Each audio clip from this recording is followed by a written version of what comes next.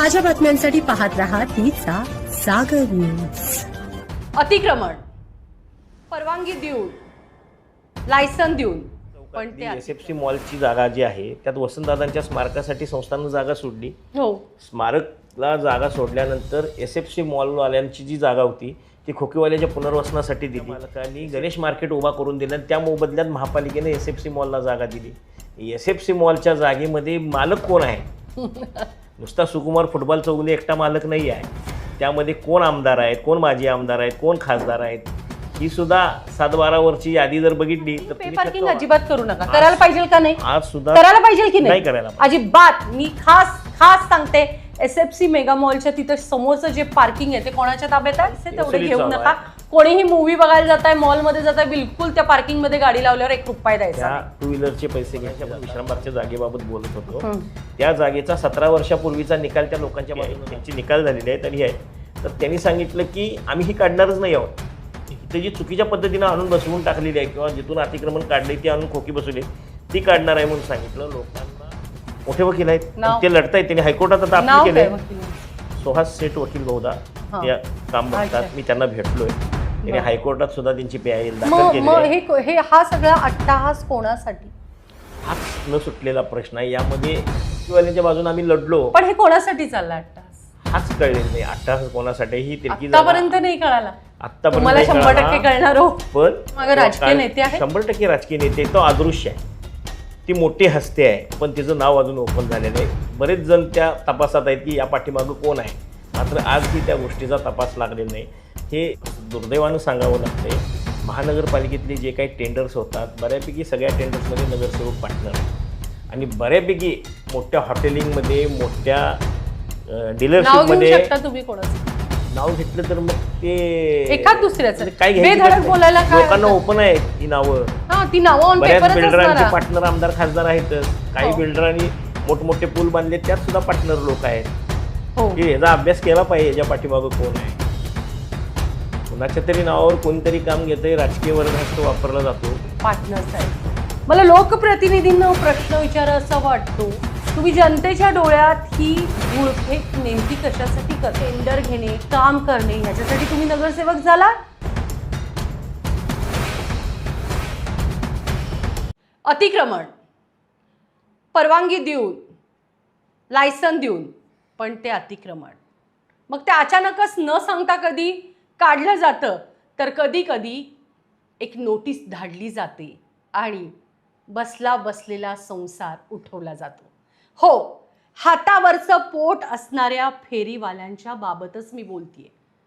मग ते कधी पावभाजीवाले असतात, कधी फ्रूट विक्रेते असतात, फळ विक्रेते असतात, एक ना अनेक विक्रेते असतात ज्यांचं हातावरचं पोट आहे. आणि मग सुरू होतो तो संघर्ष. परंतु ये पब्लिक सब कुछ जानती है असं म्हणत भल्या भल्या मोठ्या मोठ्यांची अतिक्रमणं मात्र निघत नाही. त्याला स्टे ऑर्डर दिली जाते. पण हे फेरीवाले असतील किंवा छोटे गाडेवाले असतील किंवा छोटे छोटे दुकानदार असतील त्यांना मात्र 1 मिनिटात जमीनदोस्त केलं जातं. नेमके फेरीवाल्यांची संख्या तर रस्त्यावर वाढली आहे ती का? या संदर्भात आज स्पेशल असा विषय घेऊन मी तुमच्यासोबत आले. कॉफी विथ शर्वरी अनकट या तुमच्या आवडत्या शोमध्ये आणि सर्वसामान्यांचा विषय हाती घेऊन आज मी तुमच्यासमोर आहे. तुमचेही प्रश्न महत्त्वाचे आहे. तुमचेही प्रश्न मला तुम्ही थेट विचारा. मोठ्यांच्या अतिक्रमणांना हात लागत नाही पण छोटे फेरीवाले, भाजीवाले, फळवाले 1 मिनिटात जमीनदोस्त होतात. त्याचं कारण काय? त्याच्या मागं गणित काय? आणि या सगळ्यांसाठी लढा देणारा नेता म्हणजे शंभूराज काटकर. शिवसेना उद्धव बाळासाहेब ठाकरे गटाचे आहेत. ते जिल्हाध्यक्ष. जनसेवा फळे, भाजीपाला व खाद्यपेय विक्रेता संघटना चालवत आहेत. नमस्कार. नमस्कार. नमस्कार. एकूणच आपलं या ठिकाणी स्वागत. तुम्हाला माहिती आहे की सर्वसामान्य लोक, फेरीवाले, फळवाले, छोटे छोटे दुकानदार, डोसेवाले असतात, पावभाजीवाले असतात, जिथं आपण खायला जातो, पण आज त्यांचा बिझनेस आहे, पण उद्या नो गॅरंटी असंच काही प्रकरण आहे आणि हे कुठंतरी खटकते. अनेक अतिक्रमणं एका सेकंदात जमीनदोस्त होत आहेत. एकीकडं ट्रॅफिकला अडचण होतीये, त्यामुळं काही बोलू शकत नाही. कायदा आहे, काही बोलू शकत नाही. पण ह्या लोकांना वाली कोण, या संदर्भात आजचं हे चर्चासत्राचं आयोजन करण्यात आलेलं आहे. नमस्कार आपल्या सर्वांचं कॉफी विथ शर्वरी अनकट शोमध्ये स्वागत. सर नमस्कार. नमस्ते नमस्ते. एकूणच या ठिकाणी या सगळ्या घटना चालू आहेत, काय म्हणायचं आपल्याला एकूणच? एखादा प्रशासक ज्या वेळेला आपल्या नोकरीवर येतो त्यावेळेला त्याची खुशमस्करी करणारे, त्याच्या जवळ जाणारे अनेक लोक असतात. त्यात त्यांना त्यांचं काहीतरी साधवून घ्यायचं असतं आणि अधिकाऱ्याला जर पॉप्युलर व्हायचं असेल तर त्याला पहिल्यांदा कारवाईचा बडगा उगारावा लागतो. म्हणजे पॉप्युलरसाठी घरं उद्ध्वस्त केली जातात. 100% कारण घरं उद्ध्वस्त म्हणून मला म्हणायचं आहे, कारण एखाद्याचा व्यवसाय असणं आणि तो मध्येच कट ऑफ करणं म्हणजे पुढं त्या गरिबाची गणितं बिघडतायत. हातावरची पोटं आहेत या लोकांची आणि फक्त स्टंटबाजी करायसाठी अधिकारी येत असतील तर इतकंसं हे सोपं नाही. खरं आहे, पण यामध्ये त्यात त्यांचा स्वार्थ असतो. मी काहीतरी वेगळं केलं आहे, मी अतिक्रमणाची कारवाई केलेली आहे, मी इतक्या लोकांना रस्त्यावरून बाजूला काढलेला आहे, हे दाखवायसाठी, स्वतःचं इन्क्रिमेंट घेण्यासाठी, स्वतःची पदोन्नती घेण्यासाठीचे हे प्रकार असतात. हे जे आधीचे अनेक आयुक्त येऊन गेले. आता हे जे फॅड आहे, मी जे तुम्हाला सांगितलं, हे IAS दर्जाचे अधिकारी ज्या वेळेला महानगरपालिका, पोलीस खातं किंवा जिल्हाधिकारी कचेरी या ठिकाणी येतात त्यावेळेला यांना लोकांशी, परिस्थितीशी काही देणं घेणं नसतं. यांचं किताबी ज्ञान, यांचा अभ्यास, यांचं मेरिट, या मेरिटवर हे येतात, पण यांना सामाजिक मेरिट माहीत नसतं.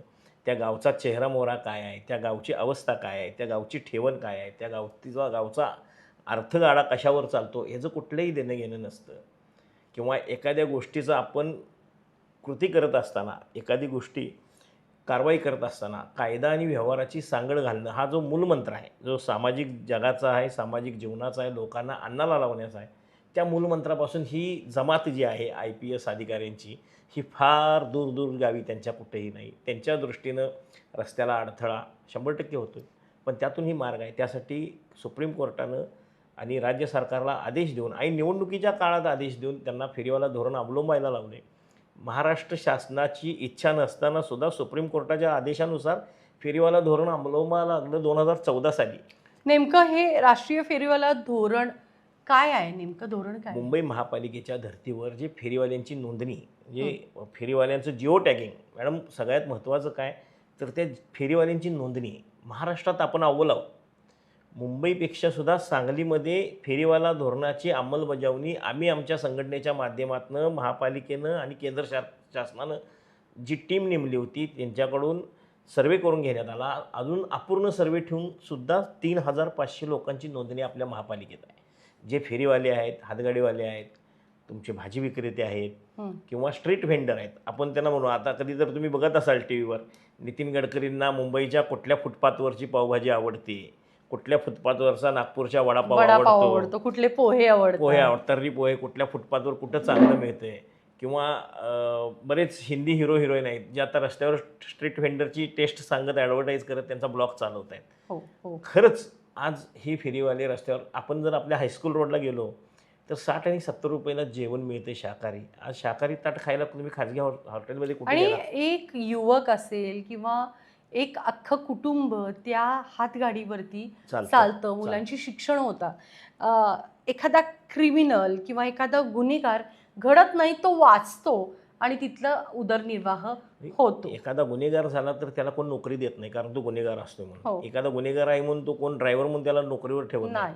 त्याला स्वतःचा व्यवसाय करायचा असेल तर त्याला पहिल्यांदा वडापावची गाडी असते, डोशाचा गाडा असतो, त्याला कुठं तर जाऊन ते शिकावं लागतं. किंवा त्याची जी अर्धांगिनी असते, त्याची माऊली असते, त्याची आई असते किंवा त्याची बायको असते, त्या गाड्यावर उभारून त्याला मदत करून त्याचं आयुष्य उभा करते. आणि 2 पैसे जेवढी माणसाला येतात तरी अपसुकच माणसाचं मन गुन्हेगारीकडे का वळेल?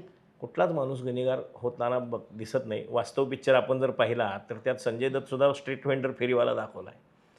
त्यावर संजय नाही, नार्वेकरांची वास्तवता आहे. भूमिका आहे. कारण ज्यावेळी गुन्हेगार बाहेर येतात किंवा सगळे रस्ते बंद होतात, गुन्हेगारच नाही, कुठला एखादा लाईफमधलं गणित चुकलं असेल तर प्रत्येक वेळीच नोकरी नाही मिळत. कमी पैशात 10-12 हजारात पटकन व्यवसाय सुरू करू शकतो आणि एक कुटुंब अख्खं त्याच्यावर जगत असतं. आणि त्याच्यावर जर कायद्याचा बडगा, तुम्ही आत्ताच म्हणाला की स्टंटबाजी करायसाठी एखादा IPS ऑफिसर असं कृत्य करतो, पण त्याच्या मागं राजकारणी असल्याशिवाय हे पाऊल IPS अधिकारी उचलू शकत नाही. या मताशी तुम्ही सहमत आहात की ना? सहमत असायचं कारणच नाही, कारण ती वास्तववादी घटना आपल्या विश्रामबाग चौकात घडलेली आहे. आमदार साहेबांच्या ऑफिस समोर असणारा जो मोकळा प्लॉट आहे तो मुळात रेल्वेच्या ताब्यात असणारा प्लॉट आहे. त्या रेल्वेची एक खिडकी योजना, म्हणजे जिथून तिकीट निघायचं वलचंद कॉलेजचं ऐतिहासिक वास्तू होती, ती पाडली गेली आणि तिथं रेल्वेचं अस्तित्व संपलं.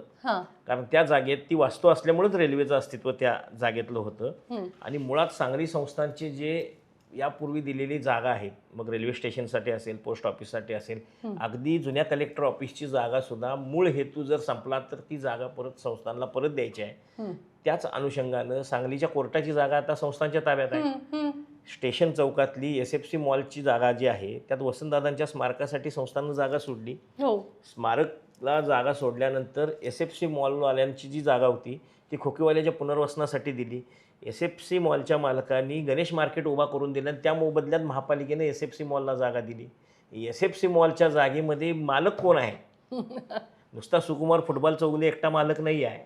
त्यामध्ये कोण आमदार आहेत, कोण माजी आमदार आहेत, कोण खासदार आहेत, ही सुद्धा 7-12 वरची यादी जर बघितली तर तुम्ही थक्क व्हाल. त्याला लागून असणारी जागा ती आज कुणाच्या ताब्यात आहे? आणि महापालिकेनं आणि त्याच्यावरती त्याच्यावरती जागा तुम्ही म्हणताय कोणाची आहे, पण त्याचा मलिदा खाल्ला जातोय. आज ही थिएटरला मूव्ही बघायला आलेली लोक त्याचा मस्तपैकी वापर करून ते मालक तिथं पार्किंगचे सुद्धा पैसे घेतात. पार्किंग अजिबात करू नका. करायला पाहिजे का नाही? आज सुद्धा करायला पाहिजे की नाही? करायला अजिबात. मी खास सांगते, SFC मेगा मॉलच्या तिथं समोरचं जे पार्किंग आहे ते कोणाच्या ताब्यात आहे? ते SFC मॉलच्याच ताब्यात आहे. त्यांनी त्या पार्किंगची व्यवस्था तिथं करायची आहे, पण त्याचे पैसे घ्यायचे नाही. पैसे घ्यायची नाही, व्यवस्था त्यांनी करायची. बेकायदेशीररित्या पैसे तेवढे घेऊ नका. कोणीही मूव्ही बघायला जात आहे, मॉलमध्ये जात आहे, बिलकुल त्या पार्किंगमध्ये गाडी लावल्यावर 1 रुपया द्यायचा. 2 व्हीलरचे पैसे घेतले जातात. 4 व्हीलरला 50 रुपये पर गाडीला 3 तासाचा पिक्चर बघायला किंवा मॉलमध्ये काही खरेदीला त्याचे पैसे घेतले जातात. हे कशासाठी? बरं, त्या पार्किंगची जागा दाखवली, ह्या पार्किंगची जागा दाखवून तुम्ही FSI वाढवला आहे, तुम्ही वर टॉवर वाढवलेत. 6 मजल्याचा तो SFC मॉल. ते अधिकाऱ्यांना दिसत नाही का? अधिकाऱ्यांची, राजकीय नेत्यांना दिसत नाही का? राजकीय नेत्यांचीच गाडी त्यात आहेत.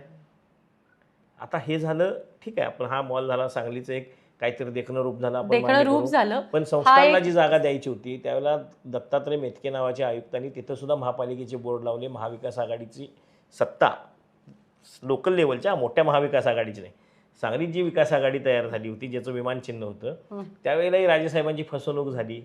आता मगाशी आपला विषयांतर थोडं होते. मगाशी आपण विश्रामबागच्या जागेबाबत बोलत होतो.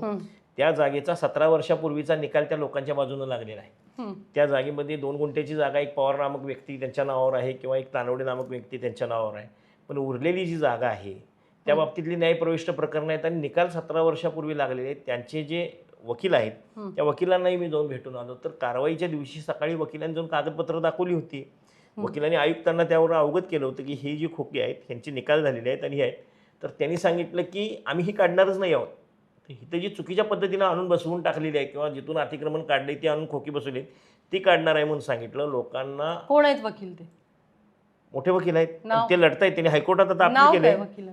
सुहास सेठ वकील बहुधा त्या काम बघतात. मी त्यांना भेटलोय. त्यांनी हायकोर्टात सुद्धा त्यांची PIL दाखल केली. हा सगळा अट्टाहास कोणासाठी?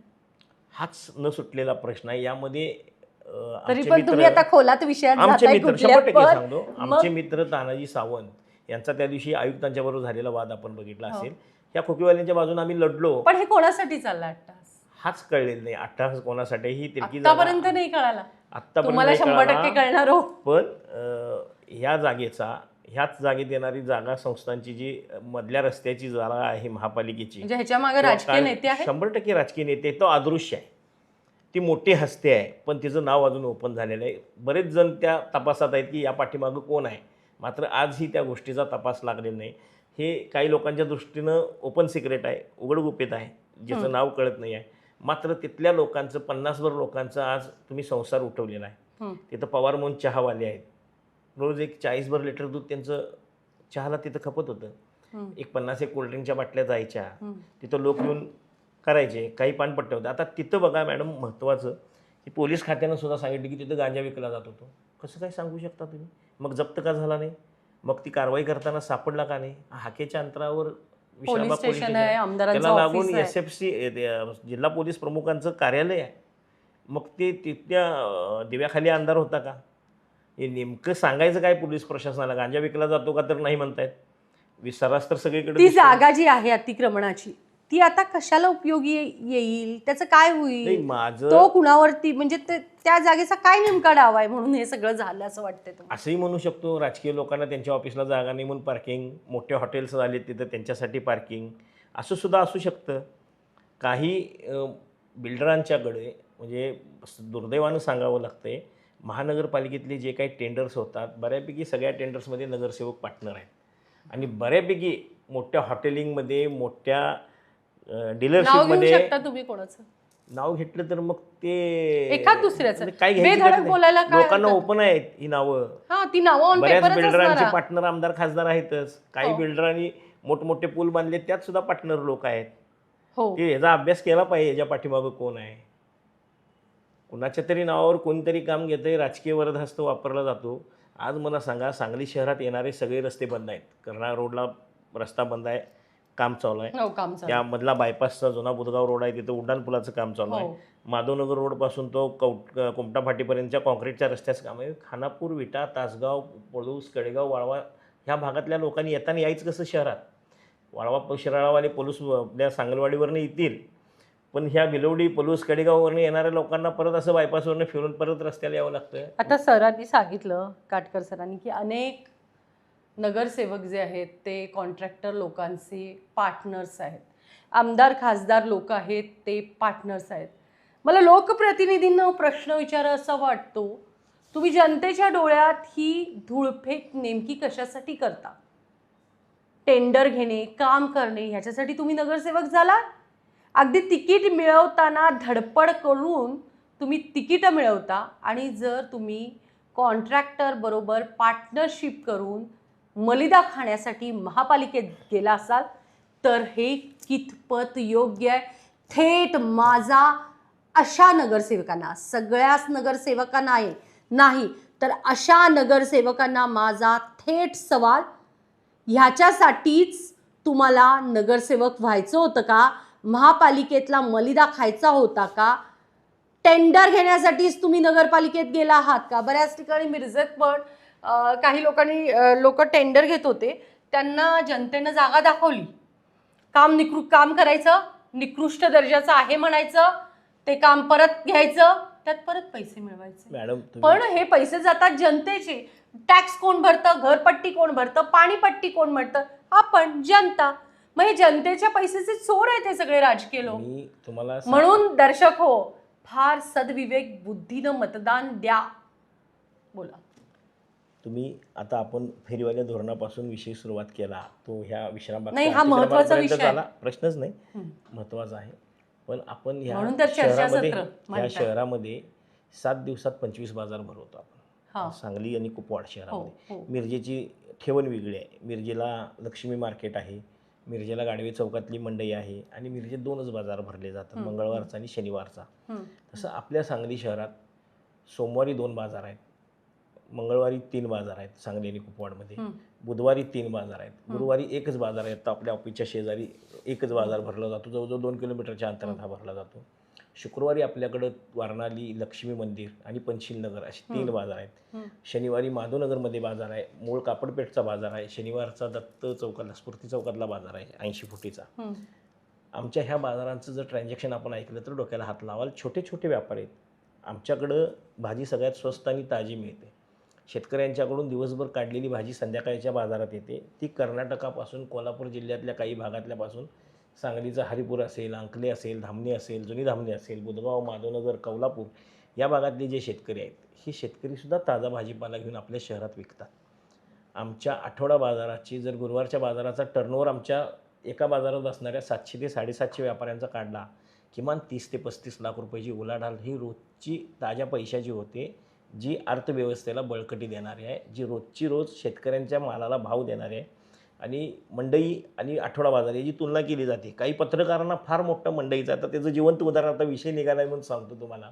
सांगलीची जुनी मंडई राजेसाहेबांनी स्थापन केलेली 100 वर्षापूर्वीची, त्याची आमदार गाडगे साहेबांनी दुरुस्ती काढली, करणंच गरजेचं होतं. पत्रे फाटले होते, कौलं गळत होती. त्या मंडईवर 2.25 कोटी रुपये खर्च केले. वर पत्रा घातला आहे, खाली अगदी ग्रॅनाईटच्या फरशा घातलेल्या आहेत, 2 स्वच्छतागृह केली, त्याचे दरवाजे मोडलेले आहेत. आता जर आपण बघितलं तर 2 कोटी कुठे गेले आपल्याला पडेल प्रश्न. सांगलीच्या जुन्या मंडईमध्ये, कापडपेठमध्ये जी मंडई आहे, 2 कोटी कोणाच्या काळात झाले का? गाडगे साहेबांनी केलेलं आहे. अच्छा. तुम्ही या ठिकाणी माझा थेट सवाल, किती वर्षापूर्वी झाली होती ती आपली मंडई? 4 वर्षापूर्वी. 4 वर्षापूर्वी जुनी मंडई रिपेरी, जुनी मंडई आहे, रिपेरी 4 वर्षापूर्वी. 4 वर्षापूर्वी रिपेरीसाठी 2 कोटी खर्च केले जर असले तर 4 वर्षात 2 कोटी रुपयाचा सुपडा साफ होऊन सगळं गळायला लागलंय पुन्हा. अत्यंत दयनीय अवस्था आहे. थेट राज्यकर्त्यांना माझा सवाल, खरंच तुम्ही मंडईचं नेमकं काम कसं केलं होतं? खरंच मंडईचं काम झालं नाही, कारण तुम्ही आता सांगितलं की एवढी मोठी भाजी मंडईची जर उलाढाल असेल तर नेमकं सिस्टीममध्ये चाललंय काय, बरोबर?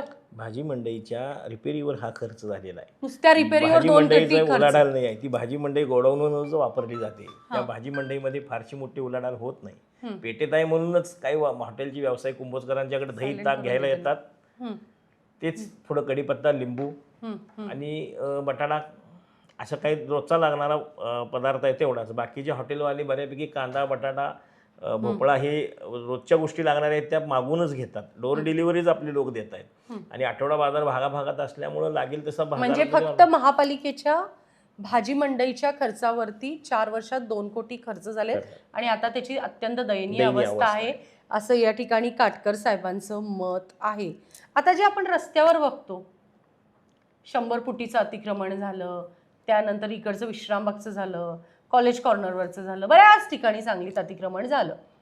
परंतु त्यामुळं किती अवस्था झाली, दुरावस्था किती झाली फेरीवाल्यांची. काय आहे तुमचं दुखणं, काय आहे, काय सांगावं वाटतं पालकमंत्र्यांना आपल्या दुखणं? सगळ्यात पहिल्यांदा 100 फुटीच्या अतिक्रमणापासून सुरुवात झाली सत्यम गांधी आयुक्त असताना. ह्यात सरळ सरळ जातीवाद झाला. यामध्ये सत्यम गांधींच्या माध्यमातून जी अतिक्रमण मोहीम राबवली त्यांना पहिल्यांदा नोटिसा देण्यात आल्या. इथं बघा कायदेशीर कशी गमजा आहे. लोकांना नोटिसा देण्यात आल्या. ज्या नोटिसा दिल्या लोकांना, त्या लोकांची मालमत्ता ही 100 फुटीच्या विश्रामबाग चौकापासून ते 100 फुटीच्या साई मोहन हॉटेलला, म्हणजे कोल्हापूर रोडला जो नाला जोडला जातो तिथं जी 15 फुटी भोबे गटार केलेले आहे, उंचीला 15 फूट आणि आडवी 10 फूट, अशी 100 फुटीच्याच रस्त्यात 15 फूट रस्त्यात गटार गेलेली आहे. त्या भोबे गटारीच्या आत असणाऱ्या मालमत्तांचं अतिक्रमण काढलं गेलं. त्या गटारावर लोकांनी स्लॅब टाकला होता, कारण 15 फूट गटारीत त्या लोक शिडी लावून उतरून पुढची शिडी लावून वर जाणार नाहीत. त्याच्यावर ते स्लॅब टाकूनच त्यांच्या मालमत्तेत ते प्रवेश करणार. आता अशा मालमत्तांच्यावर ज्या लोकांचे छोटे छोटे गॅरेज असतील, बॅटरीचे व्यवसाय असतील, चहाचे ठेले असतील, रेडियमची दुकानं असतील, अगदी फ्रीज रिपेरी करणारा असेल, सर्व्हिसिंग चालवणारा असेल, चप्पलचं दुकान काढलेलं असेल, एखाद्या माता भगिनीनं, विधवा भगिनीनं त्याच गटारीच्या आत एक छोटंसं किराणा मालाचं दुकान काढलं असेल, लोकांना उठलं सुटलं. आपल्या इथे एक जातीवादाचा गंध फार मोठ्या प्रमाणात आहे. 100 फुटीची कारवाई म्हणजे मग विश्रामबागकडं केली की हिंदूंच्यावर होते आणि कोल्हापूर रोडकडं केली तर मुसलमानांच्यावर होत नाही. मग 100 फुटीची कारवाई ह्याकडे येऊन त्याकडेपर्यंत झाली पाहिजे ही भूमिका. ह्यात रस्त्यावर वाहनं लावली ती जप्तच केली पाहिजे, ती काढलीच पाहिजेत, त्याबद्दल दुमत नाही. मात्र हा 100 फुटी रस्ता मुळात 100 फुटी राहिला आहे का? 15 फूट भोबे गटारीमध्ये गेला, 4 फूट मधल्या डिवायडरमध्ये गेला. आम्ही त्यावेळेच्या कंत्राटदारांना आणि आयुक्तांना निवेदन दिलं होतं. आज आमच्या अहिल्यादेवी होळकर चौकातून संजयनगरकडे जाणाऱ्या रस्त्यावर मोठे कंत्राटदार आहेत, त्यात सुद्धा काही लोकांची पार्टनरशिप आहे. कोण आहे पण नाव सांग. मोठे कंत्राटदार. आता 100 फुटीचा कोण सत्ताधारी पार्टी कुठल्या 100 फुटीचा? आपल्या 100 फुटीचा झाला ना रस्ता. तो कोणी केला तो रस्ता? इचलकरंजीचे काही आपल्या नगरसेवकांचे नातेवाईक त्यांनी केले कोण नगरसेवक आहेत, बरेच माजी नगरसेवक आहेत. माजी तुम्ही तपास करणार बोला हो तुम्ही, बोला हो बोला. हे बघा तुम्ही तुम्ही लोक बेधडक बोलताय. आम्ही बेधडकच बोलतो. मी आजही सांगतो, हा 100 फुटी रस्ता मी इथं बोलते, मला नाव सांगा कानात, मी पब्लिक समोर येते, कारण मी कायम टार्गेट असते सगळ्यांचं. माझी भूमिका एखाद्याचं नाव घेऊन बदनाम करायची नाही. मात्र प्रश्न बदनामीचा नाहीये, प्रश्न जनसेवेचा आहे. मुद्दा भरकटतोय आपला जो 100 फुटी रस्ता आहे तो गटारीमध्ये 15 फूट गेला, डिवायडरमध्ये 14 फूट गेला, आणि आता 600 कोटीची जी शामराव नगरची ड्रेनेज योजना धरलेली आहे त्यात 10 फुटी गटार सेम अशीच या बाजूला पण हे कोणी केलं? आत्ताच्या सत्ताधाऱ्यांनी केले. पण मला कंत्राटदाराचं नाव सांगा ना, मी नंतर माहिती मागवते. पण तुम्ही मला नाव सांगायला पाहिजे. माझं मत आहे की तुम्ही आता हे सगळं सोडून द्या. 100 फुटीचं 50 कोटीचा रस्ता, 100 कोटीचा रस्ता, 608 कोटीचं टेंडर कुणाला गेलंय? सत्ताधारी पार्टीचा. असा कोणता मोठा 600 कोटीचं शामराव नगरचं जे काम आहे, पाणी काढण्याचं, पाणी निचऱ्याचं, जे वर्ल्ड बँकेकडनं होणार आहे, जे कालच्या महासभेत दंगा झाला, हे काम कोणाला मिळालंय? ह्याची जर माहिती घेतली तर ह्याचे लागेबांधे फार वर्षा बंगल्यापर्यंत जातात. हा काय फार छोटा विषय नाही. मात्र हा 100 फुटी रस्ता, या बाजूला 10 फुटी गटार, या बाजूला 10 फुटी गटार, राहिला 80 फुटी, त्यातमध्ये 4 फुटी डिवायडर गेला, 24 फूट रस्ता गेला, राहिला 76 फुटी रस्ता. म्हणजे हे सगळे जनतेचे हक्काचे विषय आहेत, हक्काच्या गोष्टी आहेत.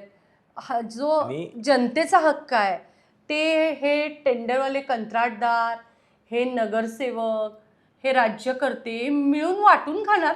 अहो ह्या सगळ्यात महत्त्वाचं बहिष्कार टाकला पाहिजे. मग आपण म्हणतो सांगली मिरजेचे दोन्ही आमदार हे स्वतः मोठे उद्योजक आहेत, त्यामुळे यांची पोटं भरलेली आहेत. त्यांनी काही घेतलं असेल नसेल हा त्यांचा प्रश्न आहे. हा नाही, दादा गाडगिळांबद्दल तर असं म्हणतात ऐका ना की ते कंत्राटदाराला म्हणतात की माझ्याजवळचे पैसे घे आणि प्लस रस्ता चांगला. त्या कुटुंबाबद्दल लोकांची भूमिका हातच असा आहे, त्यामुळं मी त्यांच्याबद्दल बोलणार नाही. मात्र प्रशासक काळामध्ये या दोन्ही आमदारांनी प्रशासकावर जो वचक ठेवायला पाहिजे होता तो वचक बसला नाही.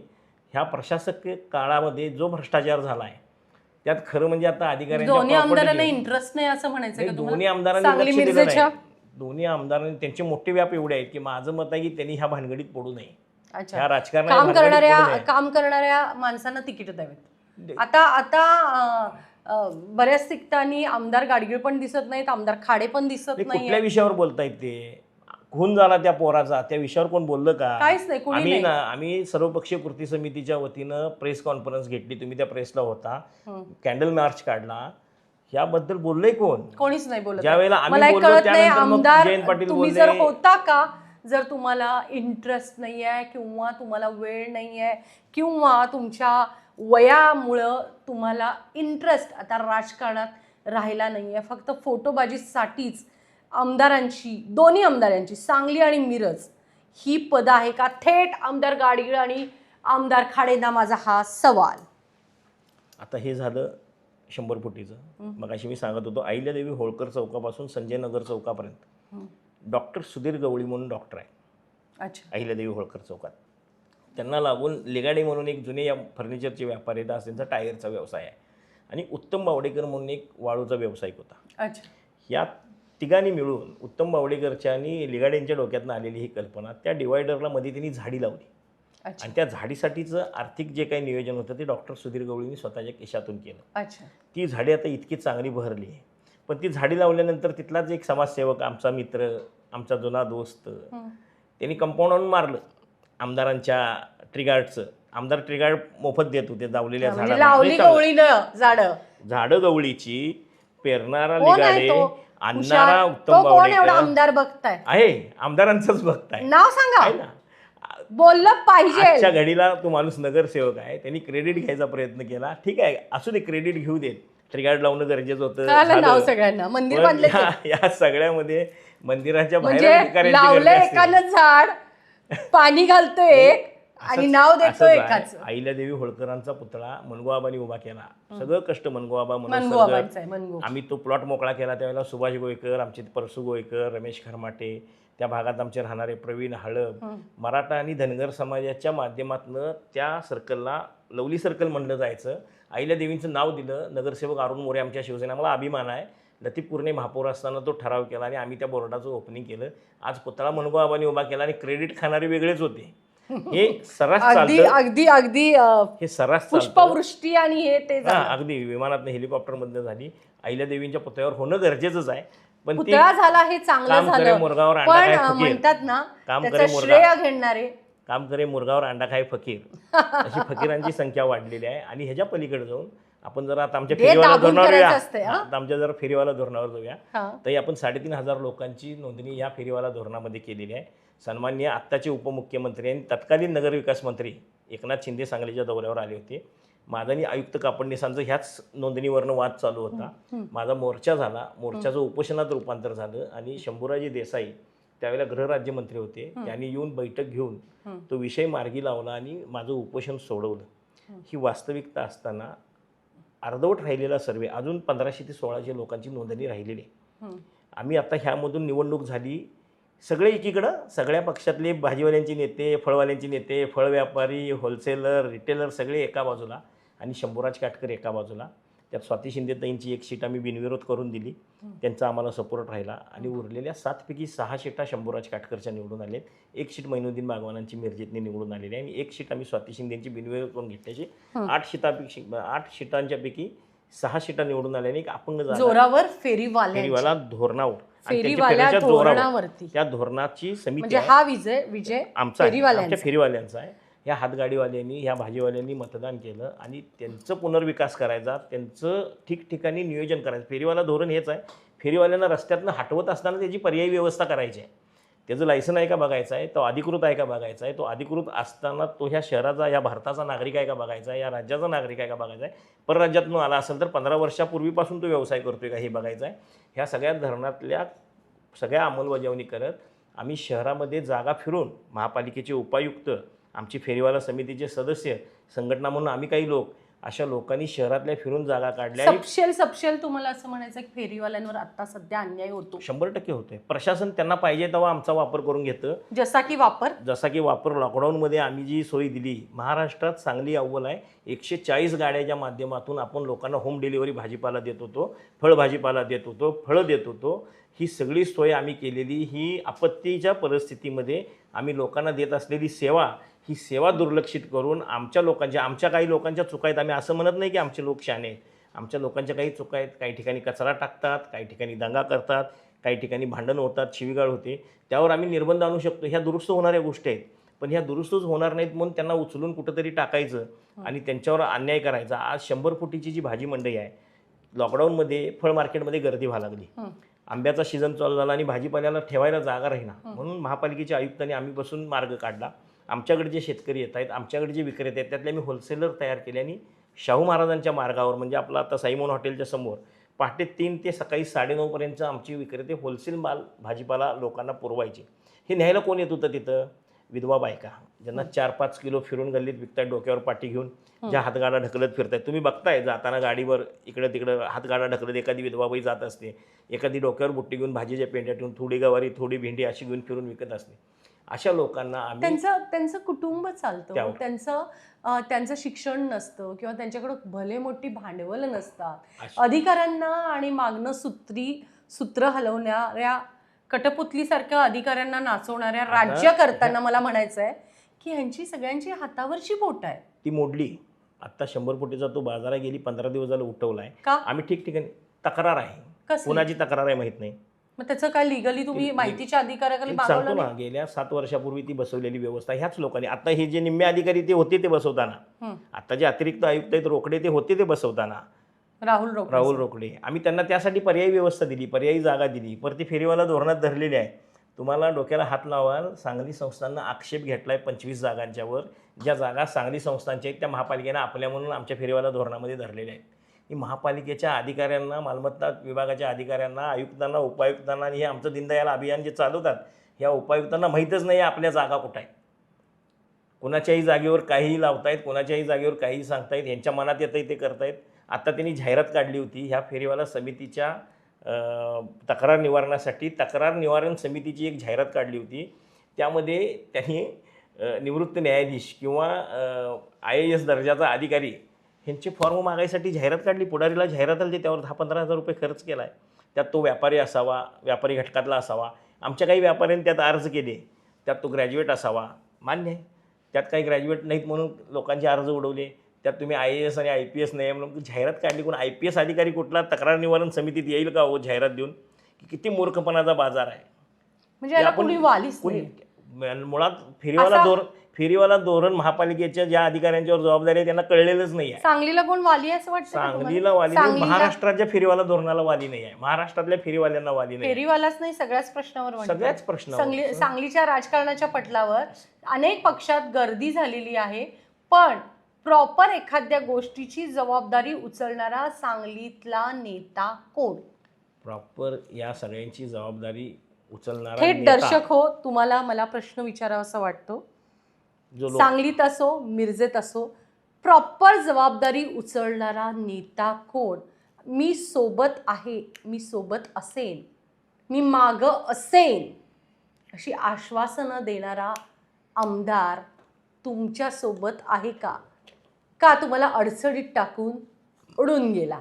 थेट माझा सर्वांना सवाल, खरंच आमदार तुमच्या सोबत आहेत का? थेट माझा जनतेला सवाल. कुठलाच आमदार कोणाच्या पाठीशी नाही. एक माणूस फक्त आमच्या पाठीशी उभा राहिला. अदृश्य रूपात बरोबर असेल असं आश्वासन दिलं जातं. एकच माणूस उभा राहिला सांगली जिल्ह्यात, एकच माणूस. लोकांना ते पटणार नाही, पण एकच गोपीचंद पडळकर ह्या लोकांच्या पाठीमागं उभारला, फेरीवाल्यांच्या पाठीमागं, आणि त्यांनी मदत केली. आयुक्तांशी गांधींशी फोनवर वादही झाला. अगदी ते CM साहेबांच्यापर्यंत गेला आणि तिथून मग निर्देश आल्यानंतर ते थांबलं. अशी गोष्ट थांबलेली नाही. गोपीचंद पडळकर साहेबांचं कौतुक करायला पाहिजे, 100% करायला पाहिजे. जे केलंय ते केलंय. खासदारांना फोन केला त्यांनी हात वर केले. विशाल पाटलांनी आमदारांना फोन केला त्यांनी हात वर केले. आता नाव घ्या गाडगेळांनी हात वर केले, फोन उचलला नाही. ते काढलं पाहिजे. त्यांचं एकच उत्तर असते, मी आत पडत नाही. मग त्यांचं अतिक्रमण काढा. कुठलं अतिक्रमण? सांगली मिरज रोडला पार्किंग कुठं आहे? कुठलं? सांगली मिरज रोडला पार्किंग कुठं आहे? अँबेसेडर हॉटेलपासून जर पुढं बघत गेला तर पार्किंग कुठं आहे? कुठंच नाही. कुठं असतंय? लोकांनी बघावं, लोकांनी सेल्फी काढून टाकावेत, आपण बक्षीस देऊ त्यांना. तुम्ही नाही काढलं त्यांचं अतिक्रमण? मी कशासाठी काढायचं? प्रशासनाची तुम्ही खाडे साहेबांचं अतिक्रमण टाकला फोटो. मी ओपन मध्ये करतो साहेब. मी रविवारच्या बाजाराच्या बाबतीत त्यांची भूमिका, आता मी तुम्हाला सांगतो, वहिनींचं पर्स आमच्या कांदा बटाटेवाल्याच्या काउंटरवर राहिली होती. ती पर्स कुणाची आहे म्हणून उघडून बघावी तर लागेल, त्यात काय आहे का, बॉम्ब आहे का काय आहे. तर त्यात एक फोल्डरचा मोबाईल होता, 1 लाख 1.5 लाख रुपये किमतीचा आयफोनचा, आणि एक 500चा बंडल होता. आमच्या माणसांनी त्या फोनवरून फोन लावायचा प्रयत्न केला, पण लॉक होतं. त्या फोनवर फोन आल्यावर रिसिव्ह केला की कांद्याच्या काउंटरवर तुमचं हे पाकिट राहिलेलं आहे, येऊन घेऊन जावा. वहिनी आल्या, पाकिट घेऊन गेल्या. आमच्या लोकांना ते ढापता आलं असतं, काही नाही 50,000 रुपये तर मिळाले असते ते, पण ते इमानी इतबारे दिले. हा आमचा फेरीवाला आहे. हा फेरीवाला जयश्री वहिनींची पर्स नाही. सुरेश भाऊंच्या मिसेसचं मला नाव माहीत नाही, सुशांतच्या आईचं मला नाव माहीत नाही, खाडे भाऊंच्या मिसेस, त्यांची पर्स मिरजेचे आमदार त्यांच्या दारात बाजार भरतो आमचा, आणि वहिनींनाही फार वजन उचलायला लागत नाही. 5 मिनिटात ते उचलून पिशव्या आत नेऊ शकतात. अशी आठवडा बाजारची सोय आमची लोकांच्या दारात देऊन त्यांनी सुरुवातीला विरोध केला होता. त्यांनीच विरोध केला होता. त्यांचा युगो फार मोठा झाला होता, पण भाऊ तसा माणूस नाही आहे. का त्यांचा युगो दुखावला मला माहित नाही. त्यांचा इगो नसणार, मागं कोणतरी 100% असणार. ते आजही आहेत, आजही त्या बाजाराच्या बाबतीत वाकडी नजर करणारे आहेत. पण माझी एक भावना आहे, पण भाऊनी नंतर चालू पण केला तो. नाही, आम्ही केला, लढलो आम्ही त्यांच्याबरोबर, मोर्चा काढला आम्ही ट्रायल दिली त्यांना. शनिवार बाजारात रविवारी काय करणार आहे, प्रशासन सगळं रस्त्यावर उतरवलं. काय करणार आहे म्हणजे? आम्ही ट्रायल दिली ना त्या दिवशी मोर्चाला. उद्याच्या पिक्चरचा ट्रेलर आम्ही शनिवारच्या बाजारात आम्ही 80 फुटील दाखवला, पाठीमागच आहे. आम्ही आमची शक्ती प्रदर्शन केलं. त्या दिवशी बाजार बंद ठेवला. त्या दिवशी मोर्चा करून उद्याची आम्ही जशी 15 ऑगस्ट आणि 26 जानेवारीला परेड होते, आमची परेड आम्ही दाखवली त्यांना, म्हणून बाजार चालू झाला. त्यांच्या दारात सुद्धा मागं बसून सरकून माणसं बसतायत. त्यांचं अतिक्रमण निघालं, रस्ता मोकळा किती झाला मॅडम. त्या बाजारातून रविवारच्या ॲम्ब्युलन्स पास होते, मोठी 108ची. त्या बाजारातून तुमची अग्निशमनची गाडी पास होते. त्या बाजारातून तुमचा ट्रक पास होतो, पास होऊ शकतो. आणि ह्या सगळ्या बाजारांना आम्ही आमच्या संघटनेच्या माध्यमातून डिवायडरची व्यवस्था केलेली आहे. आम्ही प्रत्येक बाजारची तुम्हाला रचना सांगतो. गुरुवारच्या बाजारचं जर घ्यायचं झालं तर दोन्ही बाजूचे, माई थिएटरच्या बाजूचं आणि बापडमळ्याच्या बाजूचे सगळे रस्ते, बाजारातून आरपार होणारे जे रस्ते आहेत ते सगळे चौक मोकळे ठेवलेत. तुम्ही कधीही फोन भाजीवाल्यांचे, छोट्या लोकांचे, मायक्रो लोकांचे प्रश्न. परंतु मला तुम्ही आता मेन मुद्द्यात हात घालूया, ज्यानं पूर येतो. त्यातलं वन ऑफ द रिझन आहे, त्याच फक्त कारणानं पूर येतो असं नाही. ज्या नाल्यांवर बांधकाम आहेत, अतिक्रमण केलेलं आहे, आणि त्याच्यामुळं पूर येतो, हे वन ऑफ द रिझन आहे, एक कारण आहे पूर येण्याचं. आहे. अशांची अतिक्रमणं का निघत नाही? जर छोट्यांची अतिक्रमणं निघाली, कोर्टाची ऑर्डर आणली, बराच दंगा केला, राज्यकर्त्यांनी साथ दिली, विरोधी असू दे किंवा त्यांच्या सोबतचा असू देत किंवा विरोधी पक्षातला असू देत, मोठ्यांच्या अतिक्रमणांना हात घातला जात नाही असं सांगलीत तुम्हाला वाटतं का? 100% वाटतं.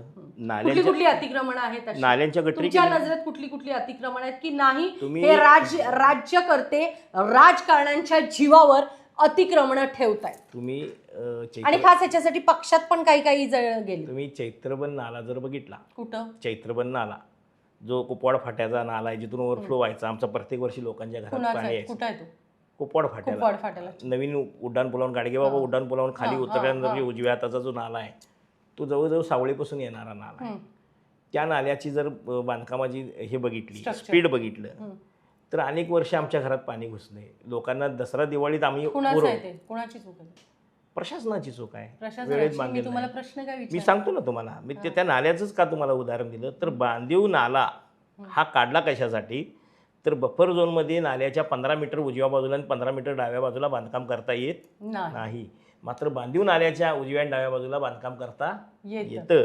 त्या जागा हडप करण्यासाठी 14 कोटी रुपये खर्च करून आजही त्या नाल्याचं काम चालू आहे. कोणी जमीन बरेच लोक आहेत. फॉर एक्झाम्पल तुम्ही जाऊन बघू शकता. मला नावं पाहिजेत, मला नावच पाहिजे. ऐका, जनतेचं आता हे तर ते कागदोपत्रीच आहेत ना नावं, ते काय इनलिगल नावं तुम्हाला घ्या म्हणत नाही.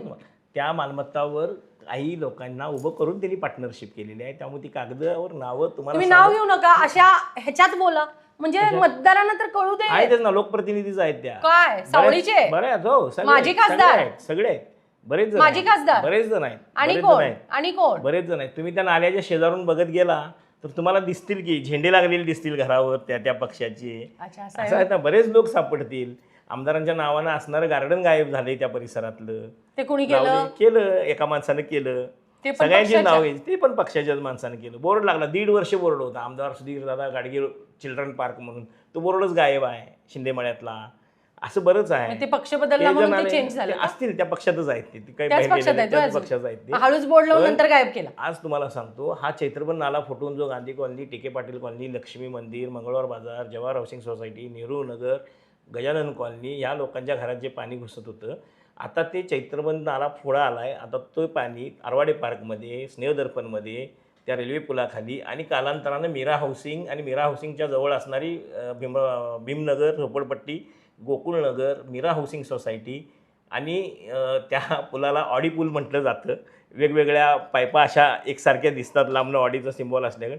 त्या पुलातनं ओव्हरफ्लो होऊन वरद हॉस्पिटलसुद्धा पाणी आलं तर वावगं वाटू नये अशा पद्धतीची रचना आहे. आणि तुम्ही मगाशी नाल्याच्या बांधकामाचं म्हटला, कालांतरानं जर चुकून महापौर आला तर विश्रामबागला पाणी आलं तर वाईट वाटून घेऊ नये. कारण धामणीचा नाला, अंकलीचा नालामध्ये अभिजित भोसलेंनी तो विषय मांडला होता. त्या नाल्याचं काय झालं? त्या नाल्यातच बांधकाम आहेत, ती बघितली पाहिजेत का नाही? तुम्ही मला सांगा नाव. नावं सांगायची काय गरज आहे? आहेत ना, समोर आहेत. तिथं कोणाकोणाची बांधकाम आहेत? बऱ्याच लोकांची आहेत. राजकीय नेत्यांची कुठले नेते? एक लक्षात घ्या, राजकीय नेत्यांची इन्व्हेस्टमेंट ही कधीही शंभूराज काटकरची इन्व्हेस्टमेंट शंभूराज काटकरच्या नावावर नसते. माझी नाहीच आहे, पण सांगतो, तो शंभूराज काटकरचा जवळचा असतो, मित्र असतो. नावावर असलेली पण काही आहेत, ते असतील, त्यावर ते त्याचा भरपाई घेतील. त्या नाला माया याच्यातून गेला म्हणून त्याचा माझा भरपाई द्या म्हणून अशी जागा सुद्धा ठेवल्या असतील. मात्र एक विनंती आहे तुमच्या माध्यमातून, एकतर आमच्या ह्या फेरीवाला धोरणाबाबत कोण बोललं नव्हतं, तुम्ही बोललात, संधी दिलीत, वेळ दिलात. आमच्या फेरीवाल्यांचं धोरणाची जी आखणी केलेली आहे त्या आखणीप्रमाणे प्रशासनानं जर हे धोरण राबवलं नाही तर फेरीवाल्यांचा प्रश्न जटिल होणार आहे. आमदार शंभूराज काटकर साहेबांकडं खूप सारा माहितीचा खजाना आहे. मी नेक्स्ट एपिसोड घेऊन येणार आहे. आता मी नुसतं बोलायला लावलंय त्यांना, पण मी ती नावं घेऊन समोर येणार आहे. मी स्वतः अभ्यास करणार आहे आणि त्यांच्याही तोंडून आणि माझ्याही तोंडून तुम्हाला थेट त्या सगळ्या नेत्यांचा कोरा चिठ्ठा मी समोर ठेवणार आहे. जे राजकीय नेते, जे राजकीय नगरसेवक, जे राजकीय मंडळी फक्त आपल्या पदाचा गैरफायदा घेतात, फक्त आणि फक्त आपल्या जी नालेवरती अतिक्रमण आहेत, त्यानंतर जे कंत्राटदारांचा विषय त्यांनी सांगितला आहे, पार्टनरशिप कंत्राटदारांबरोबर कोण करताय, कोण कुठं काय काय करतं इनलिगल, या सगळ्या गोष्टी घेऊन आम्ही पुढच्या एपिसोडमध्ये मी आणि शंभूराज काटकर नक्की येऊ. मी बोलवणार तर आहे, येतील नाही येतील दर्शक हो तुम्ही बघणार आहेत, पण मी तर 100% या सगळ्याची माहिती घेणार आहे. पुन्हा भेटणार आहे मी सगळ्या प्रश्नांची उत्तरं घेऊन, कारण मलाच आज पडलेत प्रश्न, माझाच आज अभ्यास पडलाय अपुरा. महानगरपालिका क्षेत्रात नेमकं घडतंय काय? खरंच सांगली मिरजेच्या आमदारांना सांगली मिरजेकडे लक्ष द्यायला वेळ नाही काय? सांगली मिरजेच्या आमदारांना माहित आहे का कोण नगरसेवक आमदारांचे कंत्राटदार आहेत? कोण नगरसेवक, कुठला राजकीय मोठ्या पक्षाचा नेता मोठी मोठी कामे घेतोय आणि एकूणच सगळ्या प्रॉब्लेम्सचा उत्तर हे राजकीय नेते आहे. म्हणूनच विचारते मी आमदार दोन्ही सांगली मिरजेच्या दोन्ही आमदारांना, खरंच तुम्हाला या प्रश्नाकडे द्यायला वेळ नाही का? खरंच तुम्हाला हे जे नगरसेवक सगळ्यात पार्टनर आहेत ह्यांची नावं माहीत नाही का? तुम्ही त्यांच्या सोबत आहात थेट. माझा सर्व या ठिकाणी सिस्टीमला संवाद. आपण आलात, माझ्या डोक्यातही काही प्रकाश टाकलात, त्याबद्दल तिचं जागर न्यूज परिवाराच्या वतीनं मी आभार. पण जाता जाता मी तुम्हाला एक शब्द सांगते, पुढच्या वेळी मला नावं पाहिजे. मिळतील आशेचा किरण देताय तुम्ही लोकांना.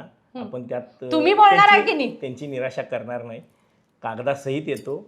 तुम्ही लिगली या, तुम्ही जागर चालू ठेवा, आपण गोंधळ घालू. त्या सगळ्यांचा उदो काय आहे ह्यांना मल्हारी मार्तंड दाखव. थँक्यू, नमस्कार.